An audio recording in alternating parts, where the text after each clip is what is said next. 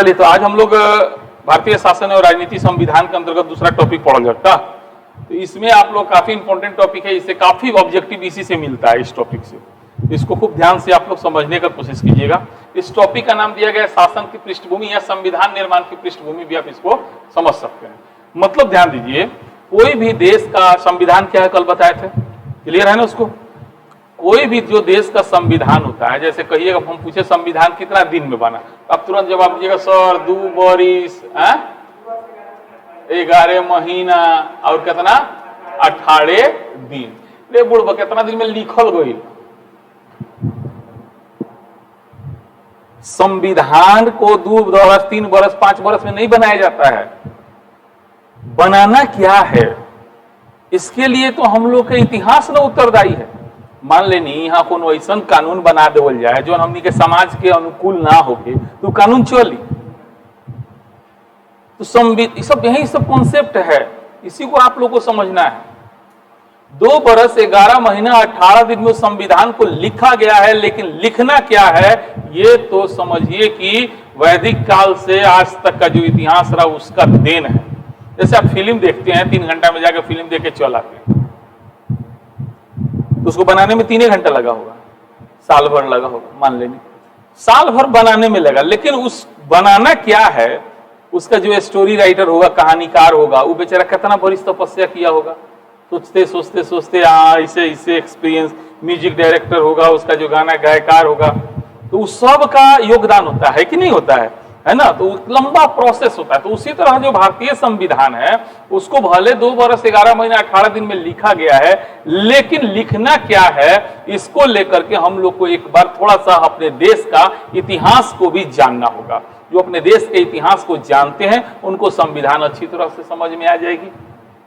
क्यों? क्योंकि ऐसा नहीं था कि पहले संविधान बना था, उससे पहले भी शासन तो होता था। ठीक है, संविधान के अनुसार नहीं होता था, राजा महाराजा की इच्छा के अनुसार होता था। लेकिन राजा ने कोई ऐसा नीति बनाया तो उसका क्या प्रभाव पड़ा, वो कितना सफल हुआ, कितना असफल हुआ। जैसे आप सुने होइएगा अलाउद्दीन खिलजी, नाम सुने हैं। उसने क्या किया, दारू पर प्रतिबंध लगा दिया, शराब पर प्रतिबंध लगा दिया, लेकिन सफल हुआ नहीं हुआ। तो इतिहास गवाह है कि भारत में दारू पर प्रतिबंध सफल नहीं हो सकता है। अब नीतीश कुमार बिहार में दारू पर शराब पर प्रतिबंध लगा दिया तो सफल है। आज कौना गांव, कौना टोला, कौना शहर, कौना गली में ना मिलेगा, अब तो होम डिलीवरी हो गई बा। तो ये तो बुढ़ बकई वाला ना बात हो गया। जबरदस्ती प्रतिबंध लगा दिए हैं। प्रतिबंध लगाने का दुष्परिणाम देखिए, एक तो पुलिस का कमाई बढ़ गया, जबरदस्ती लुटाई खोसटाई बढ़ गया। दूसरा, डुप्लीकेट माल खूब बिक रहा है। तीसरा, लोग और ज्यादा पैसा देके खरीद रहा है। पहले जो दारू 50 रुपए में मिलता था, आज उसको 250 रुपए में लोग खरीद रहा है। तो इसका दुष्परिणाम है, उसका प्रभाव सकारात्मक प्रभाव नहीं है। समझ में आ रहा है ना। तो नीतीश कुमार को एक बार कम से कम अलाउद्दीन खिलजी इतना तो टाइट शासक तो नहीं है, उतना अलाउद्दीन खिलजी कट्टर था, टाइट आदमी था। तो वो जब सफल नहीं हुआ तो नीतीश कुमार कौन चीज है भाई, है कि नहीं। तो इतिहास तो हम लोग ज्यादा पुराना नहीं जाएंगे, लेकिन कम से कम अंग्रेज जब भारत में आया और यहाँ पर रह करके यहाँ के लोगों को कंट्रोल करने के लिए, यहाँ पर शासन को स्थापित करने के लिए, एक सुदृढ़ साम्राज्य की स्थापना करने के लिए उसने जो नीति बनाया उसका ज्यादातर प्रभाव जो है भारतीय संविधान पर पड़ा है। ठीक है, हम लोग के देश का अगर हम आपको बताएं कि संविधान के निर्माण में, है ना, ये जो संविधान है अगर सही पूछा जाए, अगर इसको ऐसे समझ सकते स्रोत के रूप में, तो इस संविधान के जो स्रोत है, सबसे पहला स्रोत तो हम लोग के देश का प्रथा है। पुराने समय से क्या चला रहा है, छठ पूजा पर प्रतिबंध लगा दे संविधान तो लोग मान जाएगा का। इस बार पिछले बार हुआ था ना कि छठ नहीं मनाना है, अपने घरे मनाइए घाट पर, तो क्यों माना, सब जाके घाट पे मनाया लोग। इतना पर सरकार के पास पुलिस से कहना जाकर रुकवा दिया। पुलिस तो डोड़े को अदमो नहीं रखा, जाम तो कस के पिटाई में। तो प्रथा है हमारे देश की, जो परंपरा है, उसके विरुद्ध संविधान बन सकता है? नहीं बन सकता है ना। हमारे देश में जो रूढ़िवादी व्यवस्था है उसका भी कद्र किया जाता है कि नहीं है। हमारे देश के राजा महाराजाओं का जो इतिहास रहा है उसका भी संविधान के निर्माण में काफी योगदान रहा है। उसके बाद ध्यान दीजिएगा, हम लोग के जो स्वतंत्रता सेनानी थे, जैसे आप आज पढ़ रहे हैं, तो ये जरूर सोचते रहिएगा कल के जब नौकरी मिलेगी तो क्या होगा, है कि नहीं। यानी इच्छा, किसका इच्छा, तो मेनली स्वतंत्रता सेनानियों का, है कि नहीं है। स्वतंत्रता सेनानियों का इच्छा, उसकी महत्वाकांक्षाएं, है कि नहीं। उसके बाद अंग्रेज जब भारत में आया तो बताया ना, कानून बना 1773 का रेगुलेटिंग, सुने होइएगा, पिट्स इंडिया एक्ट, हई एक्ट, हऊ एक्ट। तो वो अंग्रेजी जो भी अधिनियम बने उसका भी देखा गया कि हाँ उसमें कौन सही है कौन गलत है, वो बनाया गया। उसके बाद फिर संविधान सभा जब संविधान निर्माण करने बैठा तो उन लोग आपस में क्या किया, बहस वहस किया कि नहीं किया, तो उसका भी प्रभाव पड़ा। तो कोने के लिए संविधान 2 वर्ष 11 महीना 18 दिन में बना, ठीक है, लेकिन उतना दिन में इन सब बात को ध्यान में रखिए कि ना बना गया होगा। आपसे अगर मान लिया संविधान निर्माण के स्रोत पूछा जाए तो सीधे कहते हैं हाँ ब्रिटेन से, अमेरिका से। वे बुड़बक, ब्रिटेन से अमेरिका से कोई बात ले लेवल जाए जो हमने क्या लागू हो सके, ना हो सके तो ना लेवल जाए। तो वो विदेशी स्रोत भी है, एक लास्ट पॉइंट में आप लिख सकते हैं कि हाँ विदेशी स्रोत, लेकिन उस विदेशी स्रोत से ज्यादा सबसे ज्यादा इंपॉर्टेंट प्रथा है, देश की परंपरा है, रूढ़ियां है, राजा महाराजाओं का इतिहास है, स्वतंत्रता सेनानियों की इच्छाएं, महत्वाकांक्षाएं हैं, है कि नहीं है। तो इस तरीका से आप समझिएगा, ठीक है। तो किसी भी देश का संविधान एक दिन का उपज नहीं होता है, बल्कि ये वर्षों से, सैकड़ों वर्षों से, हजारों वर्षों से देश में चला आ रहा है, जो देश के लिए अनुकूल है, जो यहाँ के लोग स्वीकार करेंगे, ये उसका परिणाम होता है। क्लियर है ना। चलिए आते हैं टॉपिक पे हम लोग। तो 15 अगस्त 1947 को भारत से ब्रिटिश औपनिवेशिक राज्य का अंत हो गया और भारत एक आजाद देश बन गया। आजादी के बाद भारतीय जनता एवं नेताओं की इच्छा अनुसार संसदीय लोकतांत्रिक, लोकतंत्र कितने प्रकार का कल बताए थे, कितने प्रकार का लोकतंत्र, 2 प्रकार का। कौन कौन, संसदीय और अध्यक्षीय, है ना। तो भारत ने किस तरह के लोकतंत्र को अपनाया, संसदीय। भारत ने किस तरह के लोकतंत्र को अपनाया, संसदीय लोकतांत्रिक शासन प्रणाली को अपनाया गया। भारतीय लोकतांत्रिक शासन प्रणाली का आधार ही हमारे देश का क्या है, लिखित संविधान। हमारे देश का संविधान कैसा है, लिखित है कि अलिखित है, लिखित है। किसी भी देश का संविधान एक दिन की उपज नहीं होती है, बल्कि ऐतिहासिक विकास का परिणाम होती है। भारतीय संविधान के साथ भी यही बातें लागू होती है ना। भारत में संवैधानिक परंपरा का विकास जो अंग्रेजों के भारत में आगमन से प्रारंभ हुआ, अंग्रेजों ने भारत में अपनी दृढ़ शासन व्यवस्था को स्थापित करने के लिए समय समय पर कई एक्ट और अधिनियम बनाए। अंग्रेजों द्वारा बनाया गया कुछ प्रमुख एक्ट जो है अधिनियम निम्नलिखित, ध्यान दीजिएगा, परीक्षा पूछेगा। रेगुलेटिंग एक्ट कब आया, है ना, तो थोड़ा सा याद रखिएगा, 1773। रेगुलेटिंग एक्ट कब आया, है ना, ब्रिटिश संसद ने भारतीय लोगों और यहाँ की ईस्ट इंडिया कंपनी को कंट्रोल करने के लिए, रेगुलेट करने के लिए जो कानून बनाया, सबसे पहला कानून अंग्रेजी संसद के द्वारा जो भारत के लिए बना था उसी का नाम है रेगुलेटिंग एक्ट। बात समझ आ रहा है ना। तो ये पूछेगा परीक्षा में, इंपॉर्टेंट है, मोस्ट वीवीआई है, ये कई बार सवाल पूछा जा चुका है कि रेगुलेटिंग एक्ट कब बना था, तो 1773 में। उसके बाद एक्ट ऑफ सेटलमेंट आया, इसको भी ध्यान में रखिएगा, पिट्स इंडिया एक्ट, 3 को ध्यान में आप रखिएगा, है ना। उसके बाद आपसे विशेष इससे ऑब्जेक्टिव बनता नहीं, है ना। ये पूछ देगा पिट्स इंडिया एक्ट कब आया, 84, है ना। एक्ट ऑफ सेटलमेंट कब आया, तो ये 3 का थोड़ा अलग नाम है, इसलिए 3 से आपके ऑब्जेक्टिव में सवाल आ सकते हैं। उसके बाद अंग्रेज ने लगातार कानून लगभग 15 साल, 20 साल, 10 साल ऐसे जनरली 20 साल पर 13, 20, 33, 20, 53 कट्टा कोची मारे को 13, 20, 33, 20, 53 और इससे करके, है ना। फिर उसके बाद 1858 का अधिनियम आया है, फिर 61, उसके बाद जल्दी जल्दी आया, देख रहे हैं ना। जरूरी था तो आने लगा, ठीक है। 1861 का आया, उसका भारतीय परिषद अधिनियम 92 आया, 1909 का, इसको वीवीआई भी इसको रखिए। मॉर्ले मिंटो पूछेगा सुधार कब आया, 4 गो हुआ ऑब्जेक्टिव के लिए, आपके इंटर के लिए, ठीक है। मार्ले मिंटो, मार्ले मिंटो, मार्ले आदमी के नाम है, मिंटो भी आदमी के नाम है, ये दोनों आदमी मिलके जौन बनैलक लोग ओकरे कह जाला मॉर्ले मिंटो सुधार, या फिर भारतीय परिषद अधिनियम।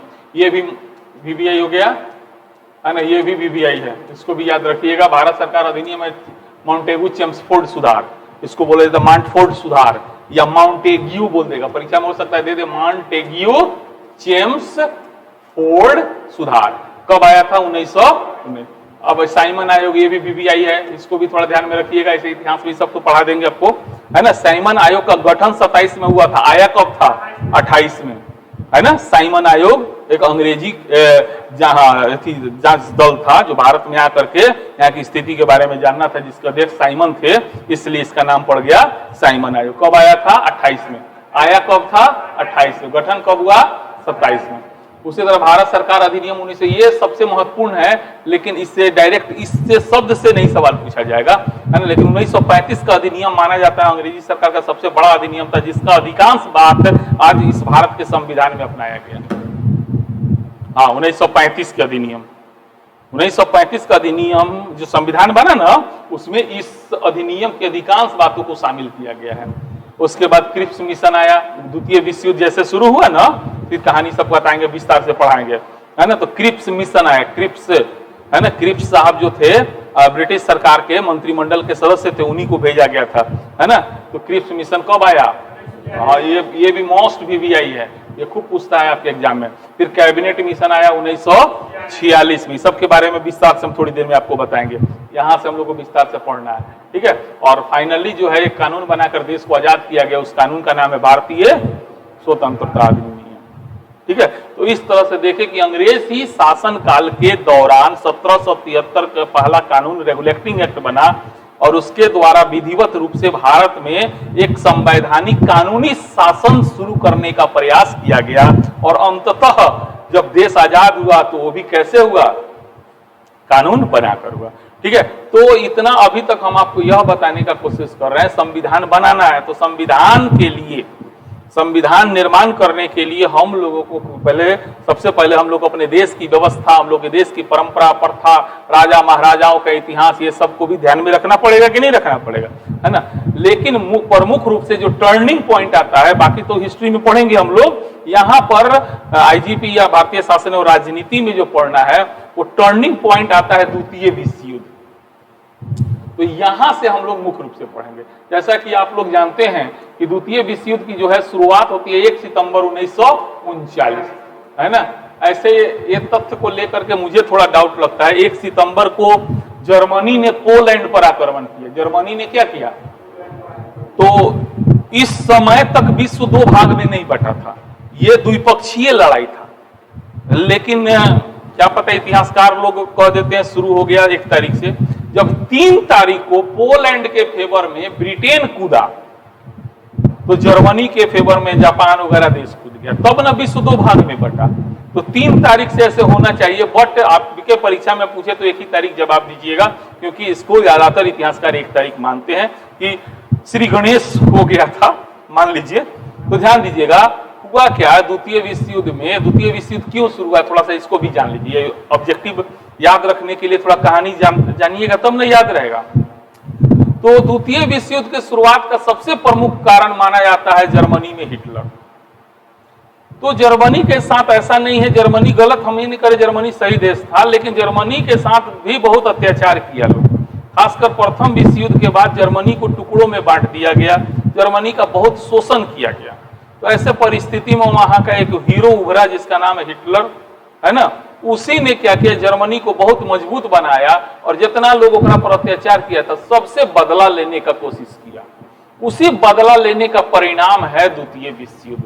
जब विश्व के अधिकांश देश देखे कि ये तो हिटलर हमनी के बर्बाद कर देगा, इसका नीति अलग है, इसका शासन का स्वरूप अलग है, तो इसको अगर हम लोग कंट्रोल नहीं करेंगे तो फिर दिक्कत हो जाएगा।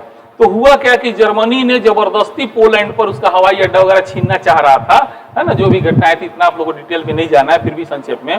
तो जर्मनी क्या किया, पोलैंड पर आक्रमण कर दिया। पोलैंड पर आक्रमण किया तो ब्रिटेन, चूंकि पोलैंड का दोस्त था, तो ब्रिटेन बोला भाई तू आक्रमण के लिए ठीक है, जल्दी सेना हटा ले। ओकरा बाद हुआ और अभियान बोला खूब 2 तारीख और बमबारी कैलक। फिर कहते देख ले, समझ ले, ना मन में तो हम अटैक करें। तो और जर्मनी कहा पीछे हटे जाओ, तो और ओकरा बाद और अटैक करते चला गया। तो ऐसी परिस्थिति में ब्रिटेन क्या हुआ, पोलैंड की तरफ से युद्ध में शामिल हो गया, ठीक है ना। तो देखते देखते जो है विश्व 2 भाग में बट गया। कितने भाग में बट गया? 2 भाग में बट गया। एक जो गुट बना जो जर्मनी के विरुद्ध था, है ना, वो उस गुट का नाम है मित्र राष्ट्र। क्या नाम रखिएगा? मित्र राष्ट्र। जो जर्मनी जिसमें था नहीं, जर्मनी के विरुद्ध जो गुट बना, जो जर्मनी जैसे देश, जर्मनी जैसे मानसिकता वाले, जर्मनी जैसे व्यवस्था वाले, है ना, उसको समाप्त करना चाहते थे, उस देश के ग्रुप का नाम है मित्र राष्ट्र। इसमें मेनली अमेरिका था। कौन था? अमेरिका था, ब्रिटेन था, चीन था, है ना, इस तरीका से रूस था, सोवियत संघ उस समय रूस को बोलते थे, है ना, ये था। और दूसरी तरफ जर्मनी था, जापान था, इटली था। तो उसको कहा जाता है ध्रुवीय राष्ट्र। क्या बोला जाता है? धुरी राष्ट्र। तो द्वितीय विश्व युद्ध काल में विश्व दो भागों में बट गया। कौन कौन? एक तरफ मित्र राष्ट्र और दूसरी तरफ धुरी राष्ट्र। तो मित्र राष्ट्र की तरफ से कौन कौन था? अमेरिका, ब्रिटेन, दो चार को देश का नाम याद रखिएगा। अब जैसे द्वितीय विश्व युद्ध शुरू होता है ना, तो उस समय भारत के वायसराय थे लॉर्ड लिनलिथगो। क्या नाम है उनका? Lord Linlithgow. सारा बात देखिए यहाँ पे लिख दिए हैं। विश्व दो भागों में बट गए। एक तरफ मित्र राष्ट्र के रूप में अमेरिका, ब्रिटेन, रूस, फ्रांस आदि थे, तो दूसरी तरफ जर्मनी, इटली, जापान आदि राष्ट्र।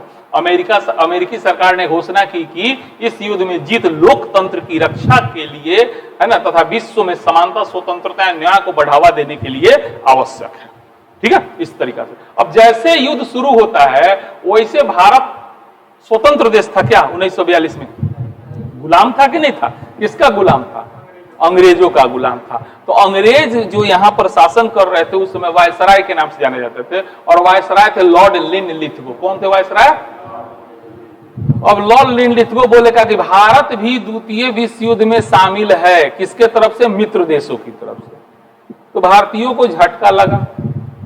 एक तरफ आप कह रहे हैं यह युद्ध जरूरी है, किस चीज के लिए? तो स्वतंत्रता, समानता, बंधुत्व के लिए यह युद्ध जरूरी है, लोकतंत्र की रक्षा के लिए। तो हमने की है ये सब बात का, हमने किया तो हमने अपने गुलाम बानी सन। तो तू इतना समझदार बाड़, तूनी के लड़ा तारा गुलामी से मुक्ति ला, तो पहले हमनी के तक आजाद कर। समझ मेरा बात आ रहा है? मान लिया है आप कह रहे हैं कि चल भाई, मैंने जैसे एगो भीख मांगा के घरे दोसर भीख मांगा जाला ना जाई, आ जाई तक दोनों देखे दांत चियार दिए। ए भाई तू हुए मैंने हम खुद गुलाम बनी, आ जाई दूसरा का गुलामी के लड़ाई लड़े। मैंने दूसरा के गुलामी से मुक्ति ला हम कैसे लड़ सकते हैं? जब हमको आप आजाद कीजिएगा तभी ना लड़ेंगे। तो भारतीय लोगों का उस समय सवाल था कि भाई पहले तुम हमको तो गुलामी से मुक्त करो, तब ना मानेंगे कि तुम लोकतंत्र का सबसे बड़ा रक्षक है, तुम स्वतंत्रता, समानता, बंधुत्व का प्रेमी है। कि मुंह से खाली कह रहा है, समझ आ रहा है? तो भारतीय लोगों ने लॉर्ड लिनलिथगो के इस बात का विरोध कर दिया, ना भारत युद्ध में शामिल नहीं के, ना हुई। हमने के होके सन कब हुकम, जब हमनियों के आजादी देव तब न होके सन। अब का भले ही खीस में 7 गो समय राज्य में कांग्रेसी सरकार रहे, राज्य में कांग्रेसी सरकार सब इस्तीफा दे दिलन सन। अब ध्यान दीजिएगा, उस समय तक थोड़ा सा हिंदू मुस्लिम मैटर बढ़ते जा रहा था, सांप्रदायिक माहौल बढ़ गया था, है ना। डायरेक्ट मांग हो गया था मुस्लिम लीग, कांग्रेस के एगो विपक्ष विरुद्ध में पार्टी बनाया था, उसका नाम था मुस्लिम लीग। संक्षेप में यहां समझ लीजिए, वो मुस्लिम लीग का डिमांड हो गया था ना हमारा पाकिस्तान चाहिए। ठीक है, तो लेकिन चूंकि भारत के सारे मुसलमान उस पार्टी के सदस्य तो थे नहीं, और सारे लोगों का ऐसा, सारे मुस्लिम लोगों का ऐसा मान्यता था नहीं, है कि नहीं है। और वह चुनाव में जबरदस्त हारा भी था, और कांग्रेस जीता था, तो कहीं मुस्लिम लीग का मनोबल डाउन था। अब जैसे कांग्रेसी लोग इस्तीफा दिया ना, वैसे का तू वो रोड पर, हम वो रोड पर, हम तो पहले ही से रोड पर बने ना। मान लेनी कोनो पटना पीटी पास कैलक, अपने पीटीए में फेल कर गई, तो मुंह लट कैले बनी, तले मेन से फेल हो गलू, तो बैठ बैठ पड़ा अगर हाथ रहा, तू हुए हम हुए बाकी ना बात। तो वही है कि कांग्रेस मुस्लिम लीग कहलक कि भाई अब देश के कांग्रेस से आजादी मिल गई, है कि नहीं है। और इस अवसर को उन्होंने मुक्ति दिवस के रूप में मनाया। जब कांग्रेसी ही इस्तीफा दिलक नु, ओकरा के कौन अवसर के रूप में मनावलक? कौन मनैलक? मुस्लिम लीग। कांग्रेस के मनाई, मुस्लिम लीग नु मनाई, कहलक मुक्ति मिल गल देश के, केकरा से? कांग्रेस से। केकरा से? कांग्रेस से। तो ये बात है यहाँ पे, ठीक है ना। तो फिर से इसको एक बार पढ़ देते हैं। इस युद्ध के प्रारंभ होते ही तत्कालिक भारतीय वायसराय लॉर्ड लिनलिथगो ने भारतीय नेताओं, कांग्रेसी मंत्रिमंडलों या केंद्रीय विधानमंडलों की सहमति के बिना ही भारत को जर्मनी के विरुद्ध युद्ध में क्या कर दिया? शामिल कर दिया, जिससे भारतीयों ने अपना अपमान समझा। उन्होंने भारतीयों को स्वतंत्रता दिए बिना युद्ध में सहयोग से क्या किया? इनकार कर दिया। और साथ ही 7 कांग्रेसी मंत्रिमंडल से क्या कर दिए? त्याग पत्र दे दिए। इस अवसर पर मोहम्मद अली जिन्ना, जो उस समय मेन नेता थे मुस्लिम लीग के, है ना, मोहम्मद अली जिन्ना का कहना था कि देश को किससे? कांग्रेस से क्या मिल गया? मुक्ति मिल गया। देख रहे हैं ना, कांग्रेस से मुक्ति मिल गया। और इस अवसर को उन्होंने किस रूप में मनाया? मुक्ति दिवस के रूप में। तारीख भी याद रखिएगा, 22 दिसंबर 1939, याद रहेगा, ठीक है। लेकिन ये बताइए, भारत शामिल हो चाहे ना, युद्ध तो चल रहा है, द्वितीय विश्व युद्ध चल रहा है कि नहीं चल रहा है ना। तो एक के बाद एक जर्मनी सबके नाक में दम कैले रहे, हालत खराब कर दिले रहे, है ना। तब ऐसी परिस्थिति में जो मित्र देश थे लोग, उन लोगों को सम्मेलन किया, ठीक है, कि उसमें शामिल हुआ अमेरिका, ब्रिटेन, जापान थोड़े, अमेरिका, ब्रिटेन, ये रूस, है ना, ऑस्ट्रेलिया, ये सब शामिल हो। सब कोनो मिल के ब्रिटेन से कहलक, रे भाई तोरे सबसे ज्यादा उपनिवेश बा, अब तू सारा उपनिवेश में टेटिए कैले बड़े, तो किंग ओकनी के सहयोग करी ना करी, ओकनी के सहयोग ना करी तो हमनी के युद्ध हार जाल जाए। युद्ध में का होला, लड़ाई में का होला, ज्यादा से ज्यादा सपोर्टर खोजल जाला, जो हमारा फेवर में ज्यादा लोग रहे तो हमनी के मारे में आसान हो। तो ब्रिटेन का उस समय बहुत ज्यादा उपनिवेश विश्व में फैला हुआ था, और जहां था उस ब्रिटेन का विरोध हो रहा था उल्टे में, तो क्या हो गया, मित्र ग्रुप जो था वो कमजोर पड़ते जा रहा था, है ना। तब जाकर के उस समय अमेरिका के राष्ट्रपति थे रूजवेल्ट, और ब्रिटेन के प्रधानमंत्री थे चर्चिल। ब्रिटेन के प्रधानमंत्री VVI याद रखिएगा, विंस्टन चर्चिल, है ना।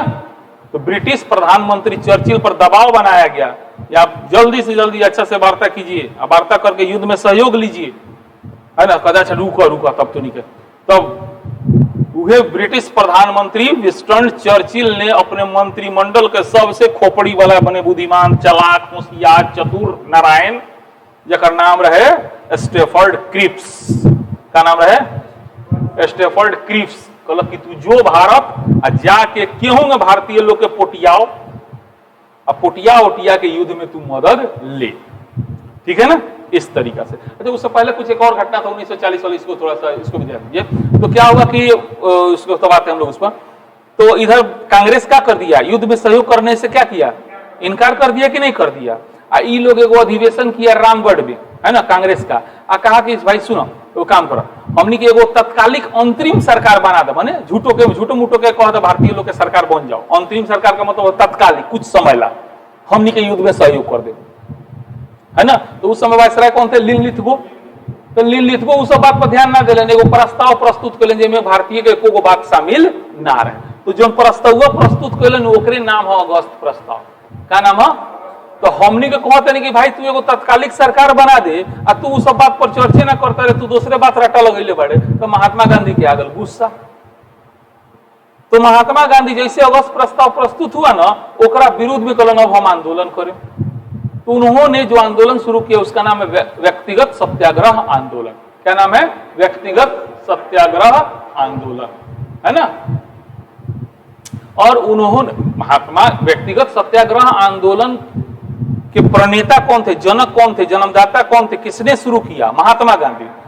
लेकिन उन्होंने सत्याग्रही चुना विनोबा भावे को। किसको चुना, प्रथम सत्य, दो आदमी के चुनलन, एगो प्रथम सत्याग्रही कहला, दूसरा सत्याग्रही। तो प्रथम सत्याग्रही के रहे विनोबा भावे, दूसरा सत्याग्रही के रहे जवाहरलाल नेहरू, है ना। तो इस तरीका से ध्यान दीजिएगा। तो अगस्त प्रस्ताव के विरोध में, अगस्त प्रस्ताव के विरोध में महात्मा गांधी ने कौन सा आंदोलन शुरू किया, हाँ याद रखिए लोगन। जैसे मुक्ति दिवस उन्हें मुस्लिम लीग मनैलक, एने देखलक लोग कि भाई ये अंग्रेज थुथुर माने वाला बाना, इ तो आजादी अभी दिन है। तो फिलहाल एक से कहल जाओ कि एगो हमनी के सरकार तत्कालिक बना दे, फिर लड़ाई खत्म हो जाए, ओकरा बाद हमनी के आजादी दिए, संविधान निर्माण करे के हक दिया, अभी कम से कम हमनियों के तो सरकार बना दे। लेकिन लिनलिथगो इस बात पर ध्यान नहीं दिया और उसने उल्टा पुल्टा कुछ प्रस्ताव प्रस्तुत किया, जिसको इतिहास में अगस्त प्रस्ताव, अगस्त 1940 में प्रस्तुत करल गए हैं, वही ओकर नाम पड़ गो कौन चीज, अगस्त। उसी अगस्त प्रस्ताव के विरुद्ध में महात्मा गांधी ने क्या किया, आंदोलन शुरू किया, जिसका नाम क्या है, व्यक्तिगत। तो इसमें प्रथम व्यक्तिगत सत्याग्रही कौन थे, विनोबा भावे, जबकि दूसरे कौन थे, पंडित जवाहरलाल नेहरू। अब क्या हो गए, मैंने उल्टे अंग्रेज के सहयोग करे के चाहिए, मैंने अंग्रेज तो खोजत रहे हमारे से लोग सहयोग करो, हमनी के का कोई नहीं आंदोलन शुरू कोई नहीं। तो वह आंदोलन ये सब वही विश्व के और देश में जहां जहां ब्रिटेन के शासन रहे वहां रहे। तो वह खीस में अमेरिका सरकार रूजवेल्ट जो है ब्रिटेन पर दबाव बने लग कि भाई तू सबकी यहाँ तोरा पूरा विश्व में तोरा उपनिवेश फैलल बा, सबसे तू झगड़ा टेंशन ले ले बड़े, तो सहयोग ना मिली तो हमनी के तो द्वितीय विश्व युद्ध हार जाए। तब ब्रिटिश के प्रधानमंत्री कौन थे, चर्चिल। उन्होंने अपने मंत्रिमंडल के काफी ही बुद्धिमान सदस्य जिसका नाम था सर स्टेफर्ड क्रिप्स, क्या नाम था, सर स्टेफर्ड क्रिप्स, उनको भारत भेजा, है ना, नाम याद रखिएगा, सर स्टेफर्ड क्रिप्स, है ना। इनको उन्होंने क्या किया, भारत भेजा। यानी 22 मार्च 1942 को क्रिप्स भारत पहुंच गया। तो इनका उद्देश्य क्या था? उनका उद्देश्य था कि भारतीयों को खुश करके इनका सहयोग लेना है। तो एक प्लान बना के आए थे कि जे कहीं सनम कम हो जाई मान लेवल जाई हो जाई, है ना। तो क्या हुआ कि इन्हें मुस्लिम लीग, उस समय तो 2 पार्टी हो गया था, बताए थे ना कौन कौन, एगो मुस्लिम लीग एगो कांग्रेस। तो मुस्लिम लीग के बैठे पूछा, बोला तू क्या चाहता? तो बोला हमारा पाकिस्तान चाहिए। तो चल उठ भाग, तोरा पाकिस्तान ना मिली, संभव नहीं है। तो क्रिप्स साहब क्या किए? मुस्लिम लीग के पाकिस्तान की मांग को क्या किए? ठुकरा दिए, मानने से इनकार कर दिए। याद रखिएगा, कैबिनेट मिशन योजना में भी नहीं माना गया, माउंटबेटन प्लान के अंतर्गत हुआ। तो कभी भी पाकिस्तान की मांग को आए कि क्रिप्स मिशन ने स्वीकार किया, नहीं किया। कैबिनेट मिशन ने स्वीकार किया, नहीं किया। तो सीधे स्टेफर्ड क्रिप्स साहब बोले कि नहीं, संभव नहीं है। अब पूछलन कांग्रेसी से, तूनी के कहा चाहिए हमरा हो जाई हो जाई, हमरा हो चाहिए हो जाई। सब बात फ्यूचर टेंस में ना, में कुछ कहिया हो कुछ पते नहीं हो जाई। 200 साल से हमनी के बुढ़बा बुझले बड़ा हो जाई हो जाई हो जाई, है ना। तो महात्मा गांधी का क्रिप्स तू जन्मनी का प्रस्ताव देता रहे, पोस्ट डेटेड चेक हो का हो, तारीख लिखल नहीं है ना, उत्तर दिनांकित तिथि चेक कहा जाता है, ठीक है ना। तो इस तरीके से ध्यान में रखिए। तो महात्मा गांधी ने क्रिप्स प्रस्ताव को क्या कहा? Post dated cheque. Mahatma Gandhi ने क्रिप्स ने जो प्रस्ताव दिया फ्यूचर टेंस वाला, उसको क्या कहा? पोस्ट डेटेड चेक कहा। अच्छा, जब जवाहरलाल नेहरू क्रिप्स के बहुत अच्छे दोस्त थे, लेकिन उन्होंने कहा, ये दोस्त तू आपकी दोस्त बन के ना, तू शैतान के वकील बन के आए बड़े, है ना। तो जवाहरलाल नेहरू ने क्रिप्स को क्या कहा? शैतान का वकील, शैतान का वकील। गांधी जी को बड़ा गुस्सा आया कि हमनी कहते ना तो नहीं कहती, समझाता रहा लोग, हमनी कहता नहीं का तू करता रखा, है ना। तो कहा रुको, तोरा का बताओ दे, तोरा सहयोग चाहिए, हम तो ऐसा आंदोलन करें। तब गांधी जी ने क्या किया? उसी क्रिप्स प्रस्ताव के विरोध में भारत छोड़ो आंदोलन, कौन सा आंदोलन? भारत छोड़ो आंदोलन की शुरुआत कर दी। यह भारत छोड़ो आंदोलन का फाइनल प्रस्ताव 8 अगस्त 1942 को पास हुआ। ध्यान दीजिए, बड़े बड़े लोग इस चीज में गलती कर देते हैं। भारत छोड़ो आंदोलन शुरू कब हुआ? तो 9 अगस्त को, याद रखिएगा, है ना। यह आंदोलन, भारत छोड़ो आंदोलन, मुंबई में जो है फाइनली बंबई में पास हुआ था। कौ तारीख को? 8 अगस्त को। तो कौ बार परीक्षा में पूछता है 8 अगस्त लेकर जवाब देके चला था, गलत जवाब। भारत छोड़ो आंदोलन शुरू कब हुआ? तो 9 अगस्त। कौ तारीख को शुरू हुआ? 8 तारीख को जब फाइनल पास हो रहा था, वही में गांधी जी ने नारा दिया, करो या मरो। कहे कि यह अंतिम अभियान, इसमें जो है एकदम हम लोगों को जो है अब अंतिम रूप से उस समय तक लड़ते रहना है अंग्रेज से, जब तक या तो आजाद ना कर देना तो हमनी का मौत ना हो जाए। अब गांधी जी ने जो नारा दिया करो या मरो का, इस नारे में द्व्यर्थी छुपा हुआ है, समझ रहे ना। करो या मरो तनी हिंसात्मक बात जो कि गांधी जी बिल्कुल अहिंसा के पुजारी थे। अब जैसे आंदोलन शुरू हुआ, कुछ क्षेत्र में नेताओं ने कहा किया, सोचा कि हमनी के बाद से तो लोग हथियार उठाई ना, तो लोग लड़ाई के हल्ला कर दे। गांधी जी कॉल बड़ा मरो या मारो, मरो या मारो। अब ले भाई उल्टे हो गई, तो जनता कहा गांधी को मरो मार, मार मार तो मार। तो भाई मार मार काला से अंग्रेज कितनों था, तो इतना बड़ा शक्तिशाली शक्ति था, उसके पास एक से एक आधुनिक हथियार था, एक से एक सेना नायक था। अब जैसे भारत छोड़ो आंदोलन हिंसा का रूप लिया, वैसे अंग्रेज को लॉटरी लग गया एक तरह से। कहा हम तो चाहते रहनी है, अब क्यों बैठ के जिंदाबाद मुर्दाबाद करिए, ओकरा पर लाठी चलावे में सोचे को पड़ी, लेकिन लाठी चलावे तो वो ओकरा पर लाठी चलावे में ना सोचल जाला। तो जैसे भारतीयों ने हिंसा का प्रयोग किया, वैसे तो अंग्रेज उससे 10 गुना 20 गुना जोश में आके अंग्रेज ने क्या किया? तुरंत आंदोलन को दबा दिया। इस तरह देखते देखते यो आंदोलन खत्म, ऐसे ना भारत की आजादी मिलल ना कुछ, है ना। तो इस तरीका से भारत छोड़ो आंदोलन भी अपने अंतिम उद्देश्य यानी कि आजादी दिलाने में सफल नहीं हुआ। लेकिन इसके बावजूद भी अंग्रेज के वो समय में, जिस समय द्वितीय विश्व युद्ध में व्यस्त था, उसको सहयोग करना चाहिए था, लेकिन ओकरों के हिला के रख दिला। मान लो ओकरा तो मजबूरी रहे तो ओकरा तो सहयोग ही चाहिए, लेकिन हम सहयोग को नहीं, उल्टी में ओकरा विरुद्ध आंदोलन शुरू कर देनी सन, तो ओकरो स्थिति खराब हो, ऐसे ना भरा तो ओकरो स्थिति खराब है। लेकिन हमनियों के इस भारत छोड़ो आंदोलन से हम लोग का अंतिम उद्देश्य पूरा नहीं हुआ। और फाइनली 1945 में जब द्वितीय विश्व युद्ध समाप्त हो जाता है, तो द्वितीय विश्व युद्ध जो समाप्त हुआ, उस समाप्ति जो हुआ ना, वो क्षण जो है पूरा इतिहास बदल दिया। जैसा कि आप जानते हैं कि द्वितीय विश्व युद्ध की समाप्ति अमेरिका द्वारा जापान पर 2 परमाणु बम गिराए जाने से हुआ फाइनली। हिरोशिमा और नागासाकी वाला घटना याद होगा, है ना। तो जब जैसे ही अमेरिका ने जापान पर 2 परमाणु बम गिराया, वैसे ही देखते देखते द्वितीय विश्व युद्ध क्या हो गया, समाप्त हो गया। लेकिन यहां पर एक बहुत बड़ा झटका लगा किसको, जो मित्र देश के साथ था, यानी जो अमेरिका का उस समय साथ दे रहा था रूस, सोवियत संघ को। सोवियत संघ को बहुत बड़ा झटका लगा कि रे हम तोरा संगे लड़ता नहीं, लेकिन तू हमरा के एको बेर ना बतैले कि तोरा लंग परमाणु बम बा। आई सब बात छोड़, तू परमाणु बम रखले रहले है तो केकरा ला रखले रहले है? काहे कि विचारधारात्मक आधार पर दोनों देश के बीच दुश्मनी 1917 से चलल आवत। रूस जो साम्यवादी रूस है वो साम्यवादी देश है, कम्युनिस्ट कंट्री। अमेरिका जो है पूंजीवादी देश है। तो विचारधारा दोनों का क्या हो गया, अलग अलग। तो दोनों में दुश्मनी चल रहा था। किंतु जब जर्मनी का अत्याचार, जापान का अत्याचार बढ़ गया ना, तो ये दोनों का हित एक हो गया। तो दोनों एक प्लेटफॉर्म पर साथ लड़ाई लड़े द्वितीय विश्व युद्ध। लेकिन जैसे अमेरिका ने परमाणु बम गिराया, वैसे झटका लगा सबसे ज्यादा किसको, रूस को लगा, है ना। तो देखते देखते अब क्या हुआ, जैसे द्वितीय विश्व समाप्त हुआ, वही के आधार पर अमेरिका और रूस के बीच में एगो युद्ध शुरू हुआ जिसका नाम है शीत युद्ध। क्या नाम है? हाँ, तो अमेरिका और रूस के बीच, सोवियत संघ, ठीक है, के बीच में शीत युद्ध। शीत युद्ध इसको इसलिए नाम देते हैं क्योंकि यह जो है लड़ाई मैदान में नहीं लड़ा गया था। यह लड़ाई बम गोला बारूद से नहीं लड़ा गया था, बल्कि यह लड़ाई मुंह से लड़ा गया था, प्रचार से लड़ा गया था, आकाशवाणी, टेलीविजन, रेडियो से लड़ा गया था।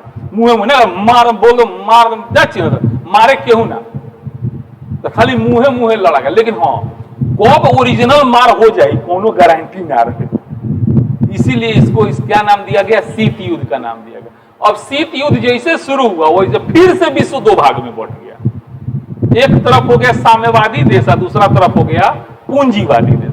तो साम्यवादी देश का नेता बना कौन, सोवियत संघ। पूंजीवादी देश का नेता कौन बना, अमेरिका। अब अमेरिका चाहता था विश्व के ज्यादातर देश में पूंजीवाद का प्रचार प्रसार हो, इधर सोवियत संघ चाहता था विश्व के ज्यादातर देश में क्या हो, साम्यवादी, है ना, शासन प्रणाली हो, है ना। इस क्रम में अमेरिका ने भी ब्रिटेन पर दबाव बनाया कि भाई जितना तुम्हारा उपनिवेश है सबके साथ सहयोग करो और सबको आजाद कर दो, नहीं तो ये सब रूस हस्तक्षेप कर देगा, और रूस हस्तक्षेप करेगा तो ये सब देश क्या हो जाएगा, साम्यवादी हो जाएगा।